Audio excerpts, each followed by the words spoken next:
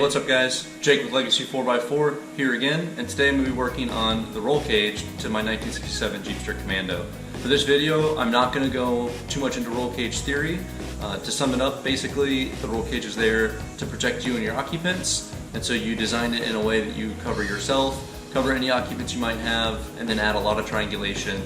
This centerpiece requires one piece of steel at 133 inches long to make the big hoop that's going to go up in here. So fortunately, one of my sticks I got here is exactly 133.5. So I'm just going to cut just a hair off the end of it, bend up that tube, and then mock it up in here just to tack the whole into place. So let's go ahead and do that, guys.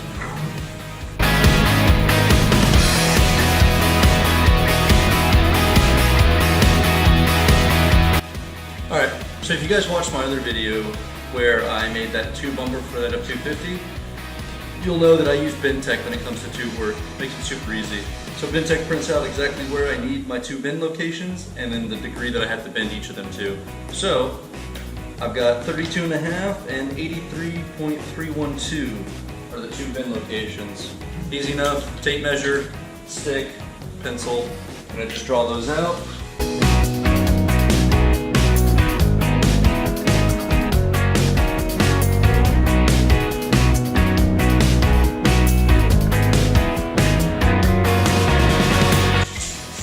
Alright, now where I just marked those is where I put my clamp block.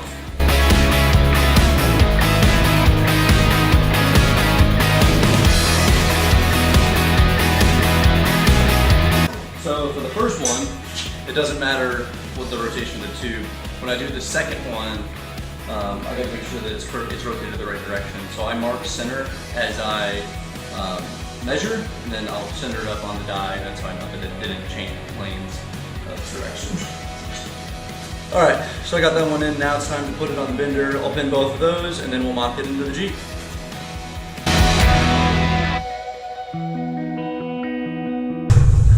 Alright, so the center section is done now. I went in and just welded it in.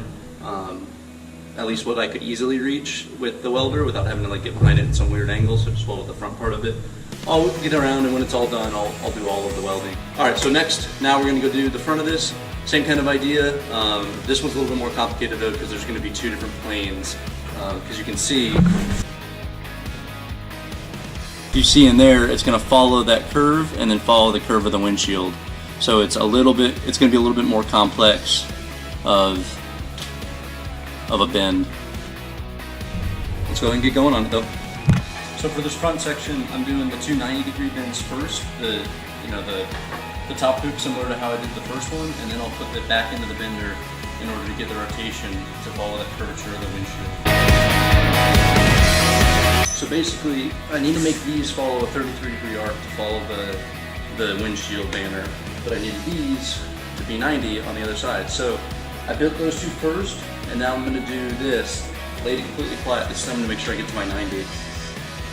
Like I said, this is a lot easier than some because it's just flat, and so just doing straight 90 degrees are easy to do.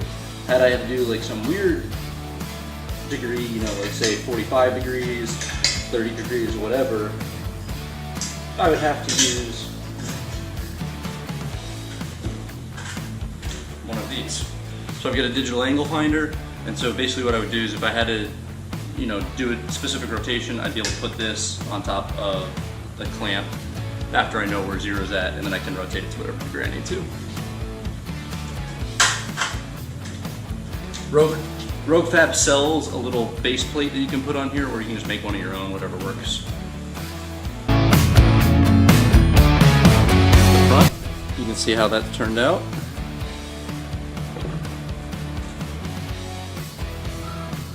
There's how it's looking. So next, now I'm going to do these bars here. I'm going to do a bar that goes from this piece of tube over to that piece of tube there, and then one on the other side, and that's how I'm going to mount. I'm going to use that to, the stability obviously, and then also to mount my seats and other stuff too. So I'm going to go ahead and do that. I'm going to cut some tube, bend it, and then slam it in there, show you guys what it looks like. Alright, so I admit, these took me a little bit longer than I thought they were going to take. It's these pieces down here. The Bendtech got pretty close to what I think was a perfect solution. The problem is I think I didn't measure very well, so I think it's on me.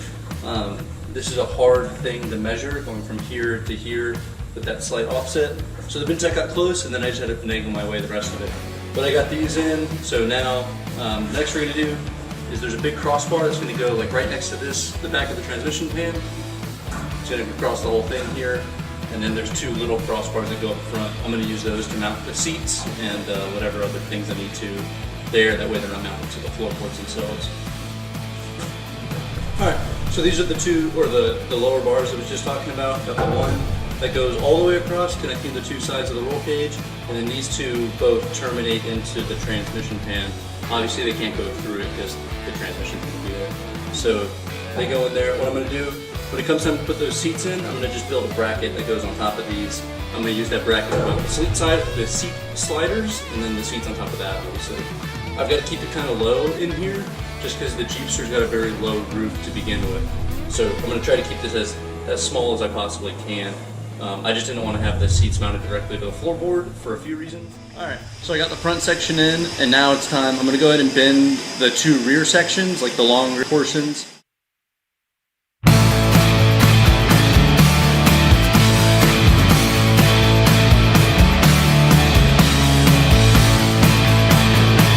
The last day of the roll cage for Project Commando. So I've got it down. I'm doing these last two bends on the rear to like tie in the center portion of the roll cage to the very far back bars and to support like the quarter panels in the back and the rear. And I'm going to do the shoulder harness section, which is right behind the driver and passenger seats. Just a big hoop there, and then I got to do a straight bar across the center of the dash, which I'm going to use to mount the dash to. So I got those. Well, really, it's 4 pieces of tube I got to build today, and then that should be the rest of the roll cage.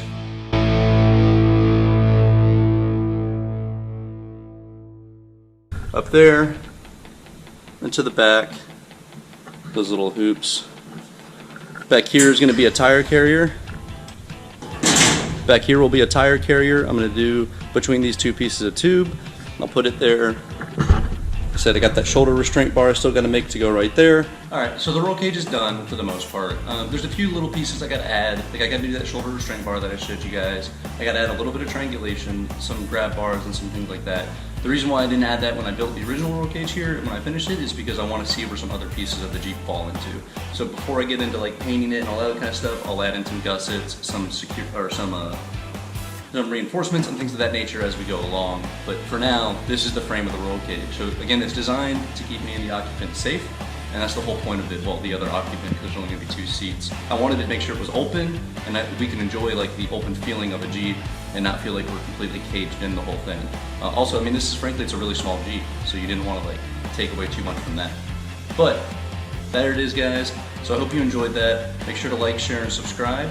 And then be sure to check out our Instagram page. We kind of started that a little while ago, but it's got some better updated pictures and things like that before we post video if there's anything you're into.